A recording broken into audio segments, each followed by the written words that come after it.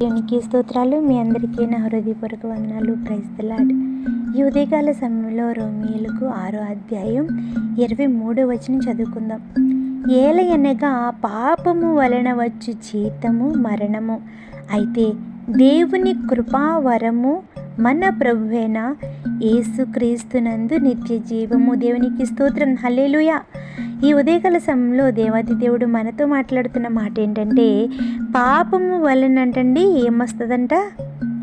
పాపం చేయటం వల్ల ఏదైనా పనికి వెళ్ళామనుకోండి, మనం ఏదైనా జాబ్ చేస్తున్నాము, లేకపోతే ఏదైనా పనికి వెళ్ళాము, పని చేసినా జాబ్ చేసినా మనం దేని నిమిత్తం ఏం ఆశ కలిగి ఉంటామండి? జీతంకి రావాలి. మనకి శాలరీ వస్తే మన కుటుంబాలకు మనము కొంచెం మన పోషణ చేసుకునేవారిగా ఉంటామని ఆశతో మనం ఉంటాము. కానీ ఇక్కడ ఏం చెప్తున్నారంటే, పాపము చేస్తేనంటండి ఏం జీతం వస్తుందంట? మరణం వస్తుందంటండి. అలాగే మరణం వస్తుంది. దేవాది దేవుడిని యెహోవా తండ్రి ద్వారా ఆయన కృప వరము ఒక వరం మనకి ఇస్తున్నప్పుడు ఆ వరం ఎవరంటండి? మన ప్రభు అయిన యేసుక్రీస్తు ప్రభువారు. మనకి దేవాది దేవుడు ఒక వరం ఇస్తున్నారు. ఆ వరం ఎవరంట? యేసుక్రీస్తు ప్రభు అంటండి. ఆయన ఎందంటండి నిత్య జీవం ఉందండి. ఆయన్ని మనం నమ్మితేనంట ఎక్కడికి వెళ్తామంట? నిత్య జీవం వెళ్తామంట. పాపం చేస్తే ఏమొస్తుందండి? మనకి ఏం జీతం వస్తుంది? మరణం వస్తుంది. కానీ ఈ దేవాది దేవుడు మనకి మరణం ఇవ్వకుండా ఆయన యేసుక్రీస్తు ప్రభువారనే ఒక వరాన్ని మనకి ప్రసాదించారు. ఎందుకంటే ఆయన వలన మనము ఎక్కడికి వెళ్తాము? నిత్య జీవం వెళ్తామండి. నిత్య జీవ వారసులుగా మనము ఉంటామనేసి దేవాది దేవుడు చెప్తున్నాడండి. ఇంకా పై వచనంలో చదివితే కనుక 19వ వచనంలో, మీ శరీర బలహీనతలను బట్టి మనుష్య రీతిగా మాట్లాడుచున్నాను. ఏమనగా, అక్రమం చేయుటకే అపవిత్రతకును అక్రమమునకును మీ అవయవములను దాసులుగా ఎలాగూ అప్పగించితిరో, అలాగే పరిశుద్ధత కలుగుటకై ఇప్పుడు మీ అవయవములను నీతికి దాసులుగా అప్పగించుడి. చూసారా, మన శరీర బలహీనతలను బట్టి మనకున్న ఆలోచనలు కానీ, మన శరీర బలహీనతలు, మన తలంపుల వల్ల మనం ఏం చేస్తామంటే అండి, ఒక అబద్ధం కానీ, ఒక పొరపాటు కానీ, ఒక అక్రమం చేయటానికైనా మన శరీరము సహకరిస్తుంది. అపవిత్రత కార్యాలు చేస్తే, అక్రమాలు చేస్తే మన అవయవాలు వాటికి దాసులైపోతూ ఉంటాయి కదండి. మరి అక్రమం చేసినప్పుడు కానీ, మనం బలహీనతగా ఉండి మనిషి రీతిగా మనం ఎవరికైనా అబద్ధాలు ఆడడం కానీ, అలాగే ఎవరికైనా అన్యాయం చేయటం కానీ, వాళ్ళని అపవిత్రపరిచే మాటలు కానీ, మనం అపవిత్రులుగా అయిపోయినప్పుడు మన శరీరం అంతా ఏమవుతుందండి? దాసులైపోతూ ఉంటాం కదండి. మన శరీరం సహకరిస్తుంది. మన అబద్ధాలు చెప్పాలంటే మన నోరు సహకరిస్తుంది. ఏదైనా పాపం చేయాలంటే మన తలంపులు సహకరిస్తాయి, మన చేతులు, మన కాళ్ళు, మన హృదయం కూడా సహకరిస్తుంది. అక్రమం చేయాలన్నా, ఏమైనా దొంగతనం చేయాలంటే మన కాళ్ళు, మన శరీరం అంతా సహకరిస్తుంది.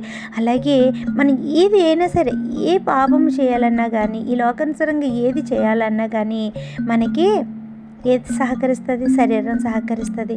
మరి సహకరించినప్పుడు శరీరం ఏమవుతుంది? మరణం అవుతుంది. అట్లా జీతం ఏమొస్తుంది? దేవుడు ఏమిస్తాడు? మరణాన్ని ఇస్తాడు. కానీ అవి ఎలాగైతే ఇప్పుడు చూడండి, ఇంకా ఎలాగూ అప్పగించితురో అలాగే పరిశుద్ధత కలుగుటకై ఇప్పుడు మీ అవయవములను నీతికి దాసులుగా అప్పగించుడి. మనము ఈ అక్రమాలు చేయడానికి, పాపానికి మన శరీరాన్ని ఎలాగైతే సహకరించేవారుగా మనం ఉన్నామో, అలాగే దేవుడిని మనం నమ్ముకుంటూ పరిశుద్ధత మన హృదయంలో కలిగి ఉండాలని, మనం పరిశుద్ధతతో మనము అందరినీ ప్రేమించాలని, మనము ఆయన ఆత్మను కలిగి ఉన్నాము కాబట్టి ఆయన నీతి, మనము ఆయన ప్రేమ అందరికీ కనపరిచేవారిగా ఉండాలి. కాబట్టి ఎందుకంటే యేసుక్రీస్తు ప్రభువారిని మనకు ఒక వరముగా ఇచ్చారు. ఆ వరం మనం పొందుకున్నప్పుడు మనము ఏం చేయాలి? ఇప్పుడు దేవుడు వచ్చి ఒక వరం ఇచ్చాడండి, వాటిని తీసుకెళ్ళి ఒక గదిలోనో ఒక దిక్కుని పెట్టం కదా. వాటిని మనము సద్వినియోగం చేసుకుంటాం, మనం ఉపయోగించుకుంటాం ఆ వరాన్ని. అవునా కదా? ఇప్పుడు దేవుడు ప్రత్యక్షమై ఏం కావాలమ్మా అంటే నాకు ఇది కావాలి, నాకు ఈ ఆస్తి కావాలి, నాకు అంతస్తులు కావాలని అంటాము. అన్నాక వాటిని అలాగ చూసుకుంటూ ఉంటామా? లేదు కదా, వాటిని అనుభవిస్తాం. అలాగే యేసుక్రీస్తు ప్రభువారనే ఒక వరాన్ని దేవాది దేవుడు మనకి ఇచ్చినప్పుడు మనం వాటిని ఏం చేయాలి? ఉపయోగించుకోవాలి. యేసుక్రీస్తు ప్రభువారిని మనకిచ్చినప్పుడు యేసుక్రీస్తు ప్రభువారు మనకేం చెప్పారో మనం వాటిని ఉపయోగించుకోవాలి. ఆయన ఏం చెప్పారు?